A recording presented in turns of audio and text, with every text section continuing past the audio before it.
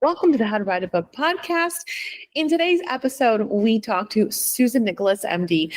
Y'all, she was mind-blowing. So mind-blowing. Oh my gosh. So, where she was and how she has designed her life. I feel like designed isn't the right word, but what she covers, how you can kind of come out of your body to change your life. Now, I am definitely not giving the right vocabulary here, but it's, for me, it's mystical, but it's also scientific in that once you can change that, you can change everything about yourself. And I think this is something that's very important when it comes to writing, is that sometimes it's just the thoughts. It's not whether our pen is sharp enough, which actually would be a pencil is sharp enough, that our notebook isn't clean enough. It's all in our mind. And I think that she really opens those doors. She talks about them, she hits on them. And I think this is going to provide a huge dose of inspiration for you. Just a reminder, we're in the middle of NaNoWRIMO. So I hope everything is going well. Keep it up. Even if you're behind, no worries. No worries. Enjoy the process. All right, let's dive in. Welcome to the How to Write a Book podcast, the show that helps you plan, write, and publish your book, even if you're a beginner or just feel like one. Now, for your host, she's written over a dozen books and helps others bring their books to life. Here she is, Maciel. Hey there, writers. Let's take a beat to talk about a special announcement. So November is your month of transformation. Get a 1-hour coaching session with me by choosing one of these 3 options, or all 3. Option 1, join our Patreon for $1, which will support the show. Option 2, book a $1 coaching session on coach.me. Option 3, leave an Apple Podcasts review. Send a screenshot to my email and get a coaching spot. You can do all 3 and get 3 hours of coaching with me. Find all the links in the show notes. Act fast. This offer is only valid for November to celebrate National Novel Writing Month. Thanks.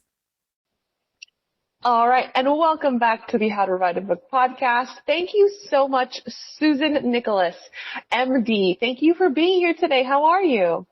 I am well. Thank you, Maciel. It's wonderful to be here. It's super wonderful to have you. Just like I was saying before we started recording, you have so many brilliant topics that I really want to dive into. But we'll let the conversation go where it needs to go. But let me do a little bit of an introduction so that people can know what I'm talking about, and then I'll hand it over to you. Okay, so, sounds perfect. Awesome. You are a former physician and surgeon after a conscious awakening in 2012 transitioned your life into soul healing work. Now you're a telepathic, medical, intuitive, and energy healer, a 3-time author, international speaker on life transformation, and you have a signature talk on the frequency of money, which helps to heal relationships with money and live worry-free. You're also the founder of the Human Consciousness Consortium Publishing, where you have your 3 books, including children's books. And when you're not writing, speaking, or working, you can be found hosting your weekly Be Conscious podcast. Wow, that is amazing. One word, amazing. What did I not cover? Please introduce yourself to the audience. Thank you, Maciel. So I guess I haven't updated my website since I've done this, but I've actually written 6 books. Oh. And that's because I'm writing a children's book series, and they haven't all been published yet.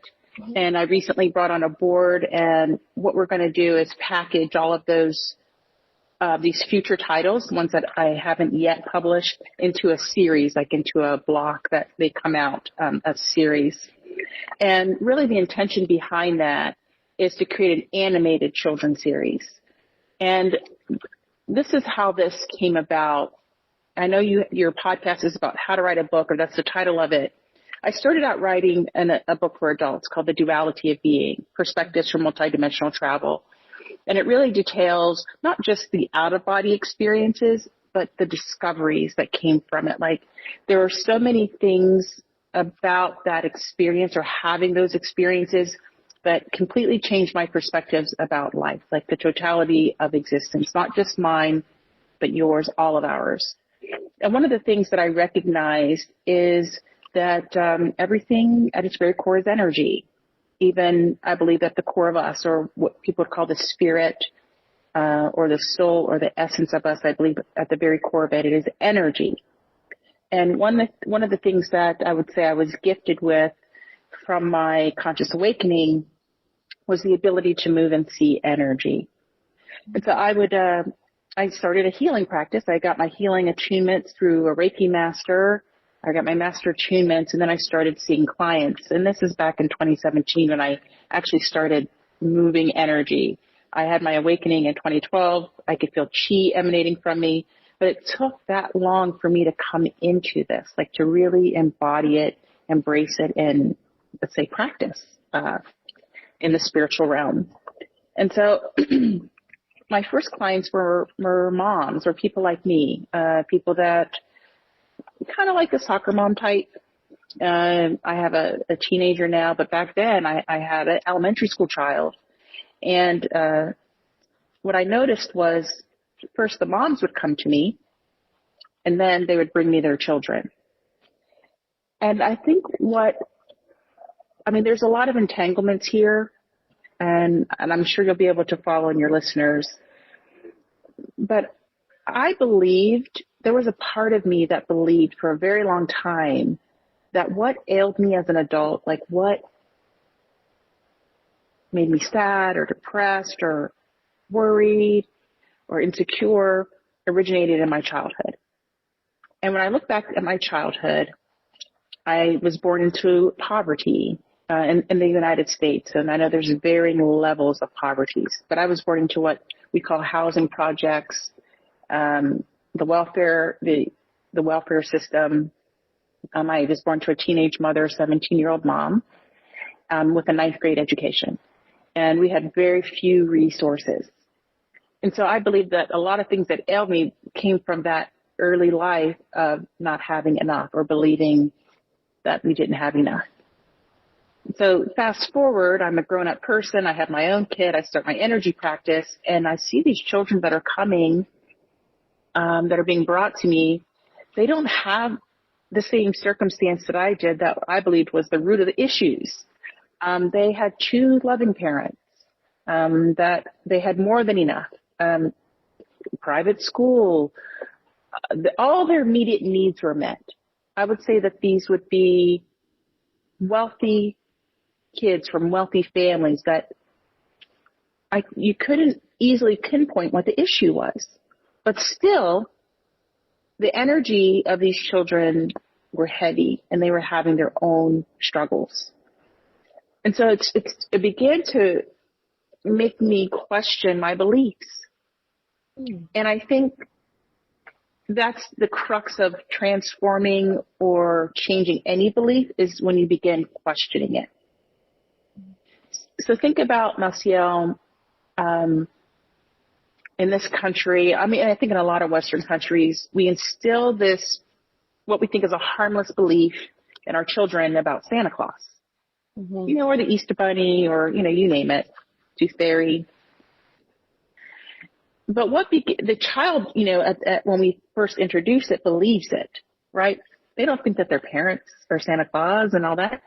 They believe that there's this kind of mythical kind of person or place, the North Pole, where they're elves, and, the whole story, we build the whole thing up. And as a society, we all play into it. It's like a consensus that we're going to play this trick on our children. Okay. Right. We don't think it's harmless. But what happens is when the child gets of a certain age, they begin to question the belief, right? And then once we begin to question it, whether we are children or grown-ups, then we have the capacity to transform that belief. Now, the belief in Santa Claus, we would say, oh, that's harmless. But what about other beliefs, Maciel?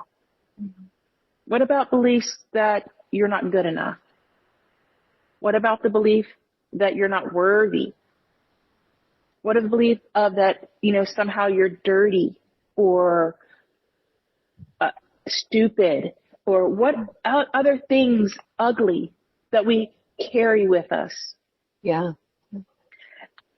And so a lot of those things, those beliefs harm us. I believe they have the capacity to harm us because we somehow believe we're not good enough in some way to have everything that we need or to be what we feel in our soul we're meant to be, or do what we really want to do, what we feel like empowered to do from a sacred place. And so I love, your books. Many people are like, oh, I want to write a book, but they believe that they cannot. And sometimes they believe they cannot because they believe that they can't afford to, right? That as creatives, whether you're writing, whether you're speaking, podcasting, acting, singing, these creative arts, we feel that, oh, you have to use this to the very highest level of it to be supported.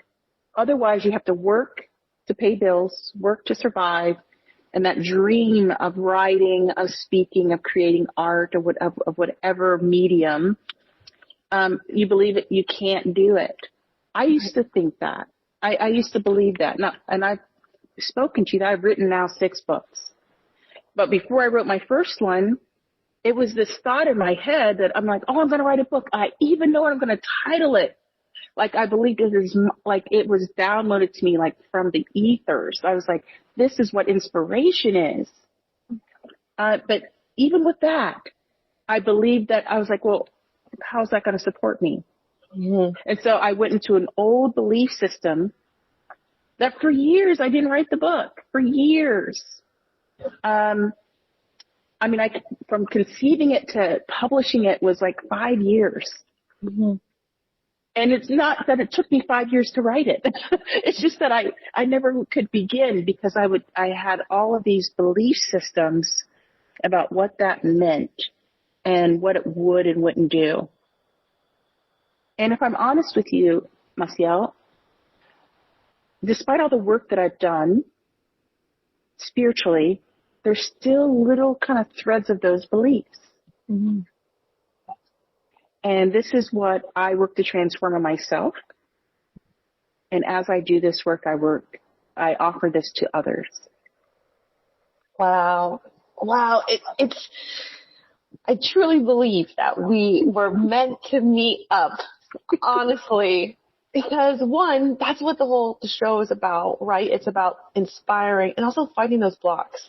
And I have a book that I'm actually reworking right now, and it's based on just a journal where you reflect and tackle your personal blocks. However, your work is taking it to that level. Like, that's the serious work. That's where you're going in and you're facing stuff. It's so important because exactly as you said, we have all these beliefs like, I'm not good enough to be a writer. I want to self-publish, but it's just a hobby. I shouldn't put any money towards it. That's irresponsible, or no one will like my methods. So much negativity. Yeah.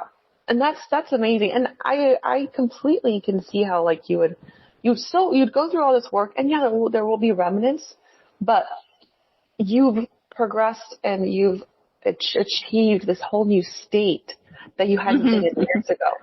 Exactly. And I call it a state of being. It's a state of being. And I tell you what is at the root of that. What allows me and maybe other people like me that despite the fear, despite that voice in your head that's telling you lies about the irresponsibility of it, that, it's not worth it or it's too expensive, that no one's going to like you, or somehow your life is less than another person's life, your story is less valuable or whatnot. What is at the root of moving forward despite the fear? Like, I would say following your dreams is a very fundamental question, I believe, that each of us must ask ourselves. And that question is, do you believe that you are in fact the embodiment of a benevolent universe? Oh. Okay, so this comes from like this is a more spiritual side of another quote, or another question, I should say, that was proposed by Albert Einstein. And he asked, do you believe you are part of a friendly universe? Mm-hmm. Okay. And so if I take that one step deeper, when I think about overcoming fears and the negativity of the mind, and I call it the lies that you tell yourself. Mm. We tell ourselves we're not beautiful, that we are not worthy. Yeah. That we are not powerful. And those are all insidious lies. And so I had to ask myself that question, because then it leads to another question. That if I believe that, if I hold that to be true as part of the truth of what I know is to be, then how is what I am experiencing in the world for my highest good? You know, like, if it's a benevolent universe, and if I am the embodiment of it, how is everything that I experience for my best and highest good? Mm-hmm. And to me, this is like the real, like the down deep, dirty part of transformation, of really owning all of your stuff. Mm-hmm. And I think if we could go one step further, it's a recognition. I think when you come to that understanding or belief of yourself, that truth of yourself, you recognize that you, in fact, are the creator of your own life. Mm-hmm. That you create all this stuff. It's about all the choices you've made that bring us to this moment. And then we are then asked to take responsibility for what we create. Oh, yeah.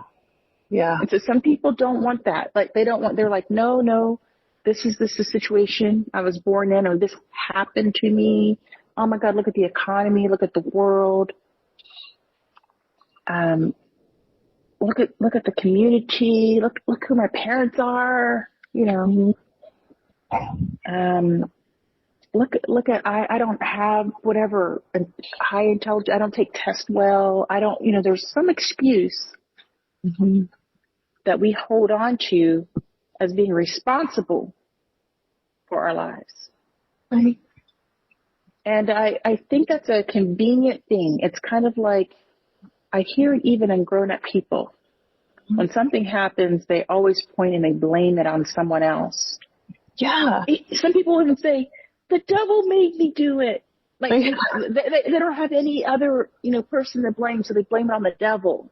Oh, yeah. Or they blame it on God, or they blame it on whatever, the patriarchy, you know. Something made them do it. Right. And to me, when you're always looking outward, you're not recognizing your role in the creation of your life. And I think in this world, in this vast expanse of life that we have come to know, we all have an important role to play. And we have to own our role in it. And so I think when that happens, Maciel, we recognize that we don't like ourselves very much. There's parts of us that we don't like, and we don't want to face that. We don't want to face it. And it's only through awareness, only through owning it, that you have within you the power to change it. Yeah, that's powerful. You're so right, because, you know, I was actually going through this the other day, and I've gotten through some writing blocks, but I know there's still, you know, a lot to go through.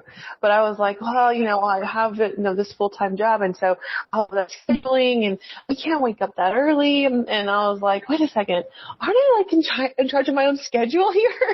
Right. You know, right. The looming person above me. It's like, no, I can decide whenever I set my alarm, you know? Right. But I love that point. I love your point. You talk about writing blocks and this idea of all the other things in life. I've got a full-time job. I've got this. I've got that. I've got this. But then at the end of the day, who's choosing all of that? Right. You are. Yes. And so to me, it's empowering, to say, wait a second, if I'm choosing all this, then some things I'm going to choose, I'm not going to do that anymore, or I'm not going to do that to myself anymore. And I don't know that it's about waking up earlier or going to bed later to fit it all in, but look at what you're fitting in. Like I used to live in a state of overwhelm. Like, I was always overscheduled. I always had so much to do. I would blame it on being a mother. I had a young kid. I had a full-time job. I had a husband. I had this. I had that. I had the house to take care of. I had dinner to make. I had laundry to do. I had this and that. I was making, an entrepreneur. It was the company that wasn't funded. That was the problem. This. And I was just like running around with like a chicken with my head cut off. Right. Always in a state of overwhelm. Right. One thing that I didn't know how to do back then was take autonomy over the resource that is your time, my time, to decide in favor of me, to choose me. I didn't know how to do that. And I think a lot of women suffer from that. They have that experience of taking care of everything, everyone else. And at the end of the day, if there's any last minutes, then they get taken care of. But of course, there's never anything extra at the end of the day after they've given themselves away to every other thing. Right. And so now I've been in the gig economy, been creating the Human Consciousness Consortium. It's greater than a publishing entity. It's really evolving into a media company, a conscious media company. And I took autonomy over my time, like how I'm going to spend my time. And the way that I began kind of coming out of overwhelm was I created a list of what I do want. Like it wasn't about things I wanted necessarily, but it was about how did I want to feel? Like what was important to me? And so before I kind of took charge of myself, I felt like I was driven by all these outside forces, my job, my boss, this and that, everything else, the spouse. And it was never about me standing in my like agency of self. And so when I recognized that that's what had to happen, that no one was going to give me agency, right, I was going to have to seize my own. I mean, this belongs to me. This embodiment is mine. This life is mine, right? I started writing down what did I want, like what was important to me at the time. So at the time, I would say this time frame that began the process. I'm not going to say it all happened at once, but when I began like writing this out and like really introspecting on what I wanted to be able to show up for my son. When there's an event at school or he's got a little show, I want to be able to be there. Mm-hmm. And the life I was living, the job came first. Yeah. I was working in I had to, it was beyond the 9 to 5. I had to serve that first. And then if there was time, I could take care of my son or be there for my son. And I said, no, I want that to be reversed. Right. My priority is the relationship I have with my child. Mm-hmm. And so I wrote down that I want to be able to pick him up from school. Like when my kid comes home, I want to be there. I want to have the autonomy to be there. I didn't know how to do it. The job that I was working at the time, I could go home at 6 with all the traffic. I might get home at 6:45. Then it was like this rush of dinner, bath, bed, and I would rarely get to see my kid. And I had a nanny. I had to hire someone else to be his mother. Right. And I hated it, Marcia. Mm-hmm. Like I was in that type of life, I became ill. I felt ill in myself. I was tired all the time. I weighed 30 pounds more. Like it was like the weight of the world on me. Yeah. And then when I got clear on this, it wasn't by accident. What happened was I was laid off from that job that was working me like that. Like I was writing down all the things that I really wanted, and the job was very inconsistent with that. The job provided me regular money, and so I was holding on to it because I was like, oh, but I also need to pay my bills. I also need, and so the money thing was like I had so much priority that I allowed myself to be harmed, physically, emotionally, spiritually harmed. I didn't even like the person that I was. And so I say something like this, that you can travel along your chosen path until it is no longer sustainable. And then we must embark upon our rightful path. Mm-hmm. And what is right and wrong, that's individual. That's up to you. There is no like scripted right way and wrong way, but it's like really honing in on how do you feel inside of yourself? What feels right for you? Right. For you. And so what felt right for me was all those things that I wrote down, being healthy in myself. And so I think if you don't take agency on your own, if you don't make the changes, I said the universe will show it to you in some very dramatic, sometimes painful way. And so for me, it was, some people it's like a diagnosis or some sort of loss of some sort. For me, it was loss of that job. I got laid off. And my first reaction, it was like my nervous system was like, okay, I got to get back on the hamster. I got to do just the same thing that I'm wishing I didn't have to do. I'm like, I got to do it again, because it was about survival. It was about finances. It was about money. It was about surviving. I say the embodiment, surviving my embodiment. And I didn't know how to do it outside of that construct, outside of being an employee. Mm-hmm. I just never exercised that muscle. I know that people had done it. I just didn't know how to do it. Right. And so the universe, kicked me out of that job, that security. And I had to go back to that very low level of, do I trust that I am a part of a benevolent universe? Mm-hmm. I had to go back to that core. And I said, yes, I do. I believe it. I believe that there is what I call a universal safety net. That you may not exist how you think you should, or what, how exactly, but the universe is going to hold you. So that's going to let you fall through. Like, you're going to be held. You're going to be supported. Yeah. Again, it may not look like what you created in your mind of what supported means to you or what it looks like. In fact, it's quite messy. Mm-hmm. But when I look back on it, the fact that I'm here today speaking to you lets you know that I was supported. I made it. Yeah. It wasn't, like I said, didn't look pretty. It wasn't always neat and tidy, but I did survive it. And now I have autonomy over my time. Yeah. I can be here with you. I can write 6 books.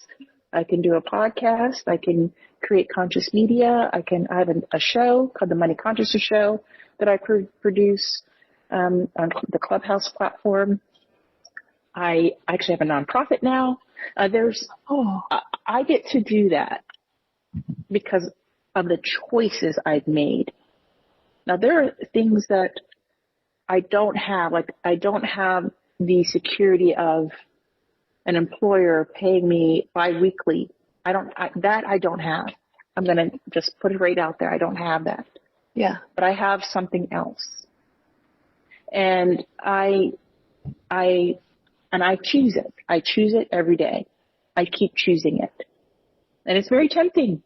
This journey is not an easy one, Maciel. Mm-hmm. But I don't believe that the universe, or whatever you believe, whatever you want to call it, I don't think it promises us ease. It promises us growth. Yeah. Yes. Absolutely. And so, here I am growing it out. It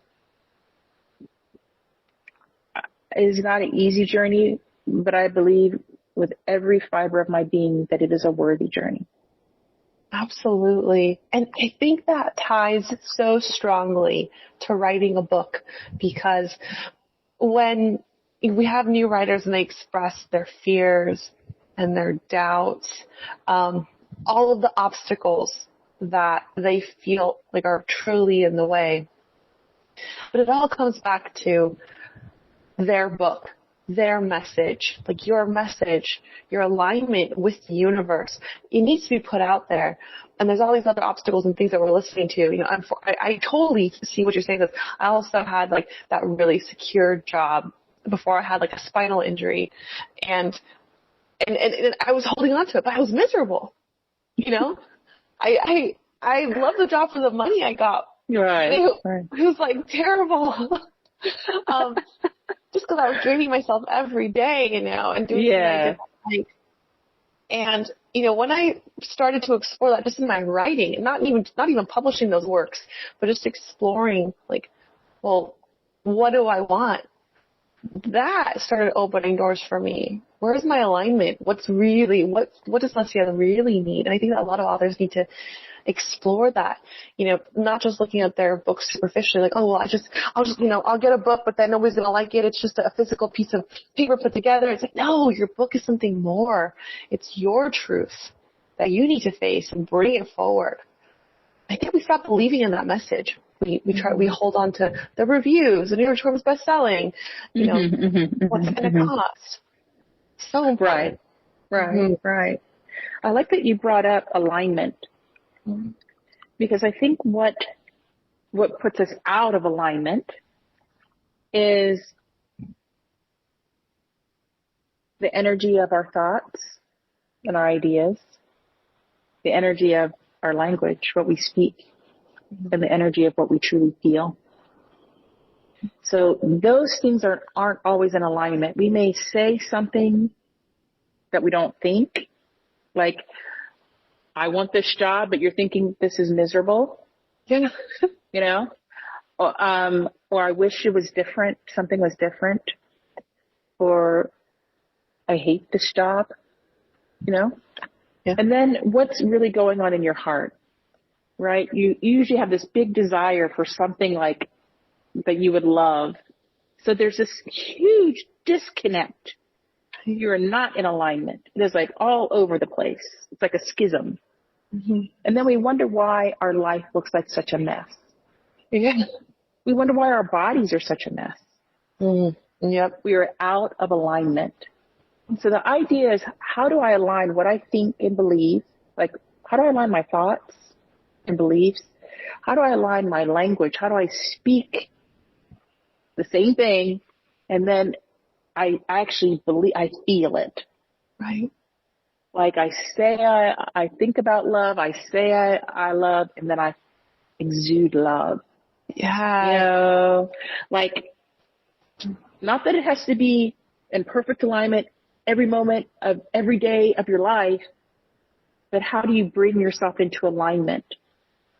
So I think we have to discover what we truly want from our heart center. Mm-hmm.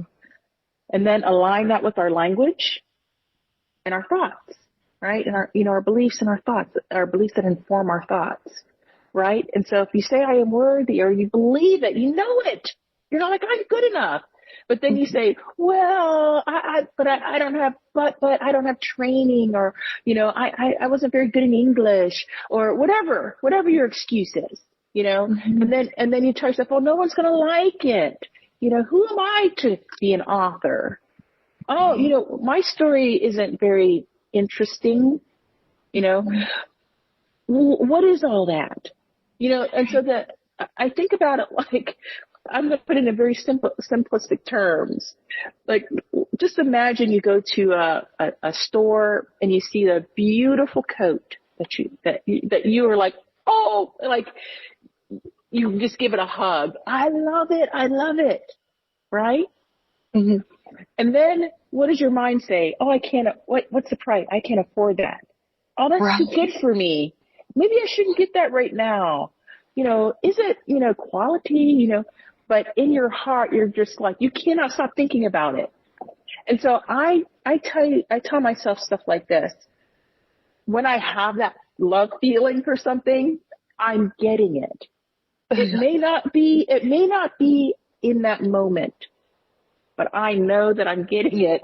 And so I trust my heart. And so how is that going to show up? Maybe in my heart, I love it. And then in my bank account says, well, it's not all there yet, right? I'm like, you know what? I'm going to let the universe work for me, right? Sometimes I tell myself, I'm going to be with this love feeling. And if I still have it tomorrow, then I'm going to go get it. You know, like I literally trust my heart. Mm-hmm. I believe myself worthy of it. There's things that I think are beautiful, and I really I would love it, enjoy it so much. And you know, the universe, I believe, bends over backwards to make it possible for you. It might be surprise money. It may be someone gifts it to you and you're like, what? How do they even know? Maybe you take it to the register and they said, you know what? This is 30% off. You're like, what? I had no idea. I was like, oh my God. You know? I love when that happens. This was discontinued. It's 50% off. You know, you're like, I can't believe it, you know? Yeah. But to me, that is the power of the universe. That's the power of it. If you allow, if you align it, if you say, yeah, you love it, you say, I'm getting, that's for me, I'm getting that.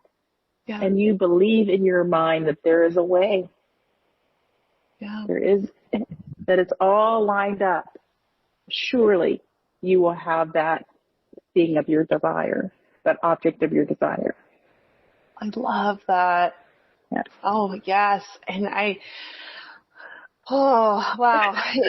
You can feel it. You can feel that truth, that the release, you know, oh my gosh, Susan. All right. So then, okay. So I'm guessing other writers are like me right now. And they're like, yes, Susan, that's what I need. I need to unblock. I need to have, or find this courage. I want to find this love within myself.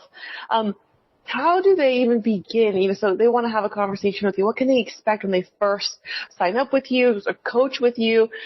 Even read your book, The Duality of Being. What do they begin?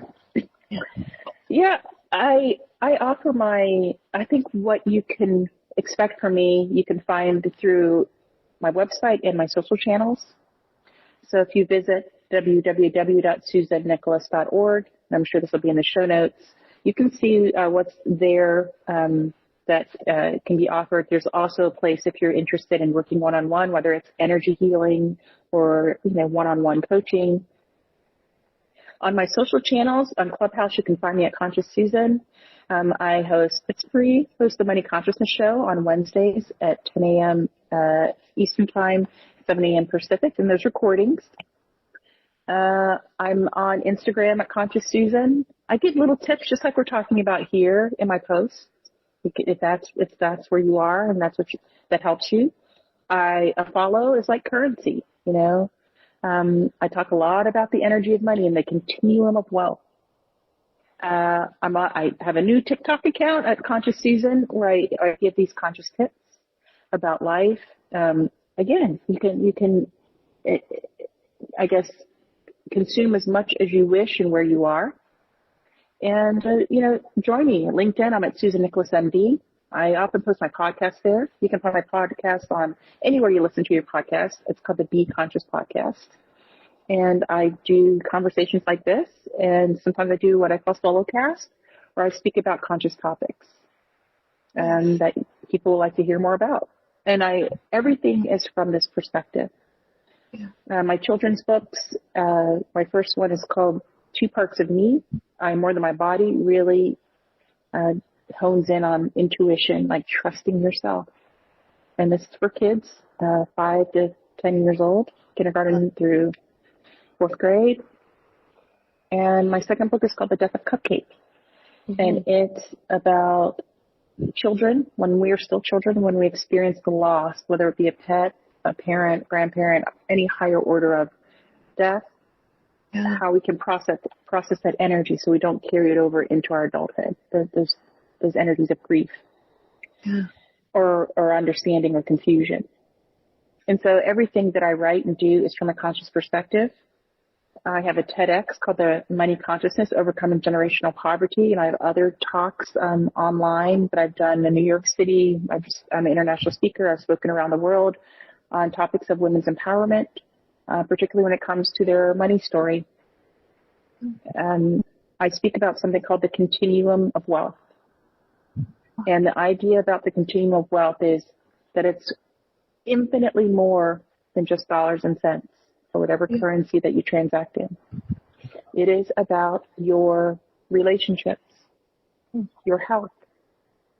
It's about your connections, your ideas, your partnerships, your clients. It is about the autonomy over the resource that is your time. When you really take inventory of the entire continuum of wealth, you realize that you're infinitely wealthy. It may only be your circumstance that is not, but you, as a divine being of light, are infinitely wealthy. And sometimes it takes a little bit of a reminder to come back into that, to remember who you are and what you do have. It's very seductive to fall into the thinking of what you don't have, or what you believe you don't have, or what you're lacking. And that carries us into cycles and patterns that recur and recur, and we wonder why we can't get out of them. But think about what is really recurring. It's a thought. It's a belief. It's an energy. And I do speak about transforming energies, and I realize it takes sometimes more than words. Sometimes this is something I believe that is in the ancestral line. Like we can see it generation after generation after generation. Sometimes I would say some of these energies aren't ours. Like, we didn't create it, but we carry it with us in this body from generations past. Yeah. If we believe that we have, great grandma's big toe and Uncle so-and-so's walk or laugh or hair or whatever, could we not also be carrying the energy or the beliefs from past generations with us? Yeah.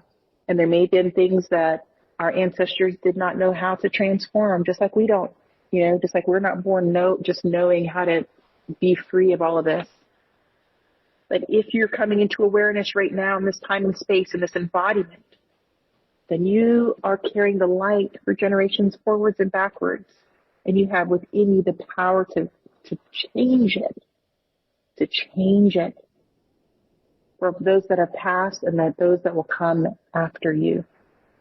Mm-hmm. So it is quite powerful when you take up this torch of consciousness, of awareness, of transformation, because then you begin to realize the power that you hold within you. Yeah. Amazing. Thank you so much, Susan. And, that's actually, it's a good point for us to wrap, and we know we're almost out of time, but I did want to ask one more question. And you brought this up. You have 2 children's books, and I was just curious, why the children's books? Because you wrote, the duality of being, and then you decided to go for these very needed and hard topics for children. But I was curious, where did that stem from? It stemmed from my energy healing practice when I realized that my beliefs were upended, when I believed that what was ailing me as an adult was from my circumstance of poverty in childhood, in early childhood when I was born. And I realized that our children, even when they have all of their needs met, still carry, I would say, heavy energies or things that, belief systems or fears or whatever it is, insecurities, despite having everything. And so I began to see it as what I call a carryover, that no one comes to earth for free. Nobody just gets a free ride and just enjoys all the miraculous things about earth. We all have learning to do. And part of the learning is about the external world, But I think a great part of this journey is about the inner world, the inner part of you, learning about who you are as a being. And that's the kind of stuff we don't get to learn at school. Mm-hmm. And so we never learn how to transform energy. But I believe there's been a shift in awareness where we're recognizing the importance of, what's called mindfulness. Now, I heal deeper than the mind, but the mind, this is what I've come to understand about it. The mind is in service to the body in this third dimensional world.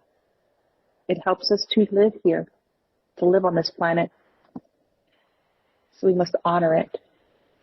But guess what? The mind is not driving the bus. We let it, we let it rule everything. But the mind isn't the boss of you. It's the goddess within you that is. It's the soul of you, that energy, that life force of you. And that extends far beyond the corporal mind and all its connections and synapses and neurons and whatnot. It's so much deeper than that. Mm-hmm. And so we can learn to tame this mind of ours, to honor it for what it does and what its purpose is, but also to call it out when it tells us lies. Yeah. Right? Yeah. And so it's about really who's driving the bus. Right. And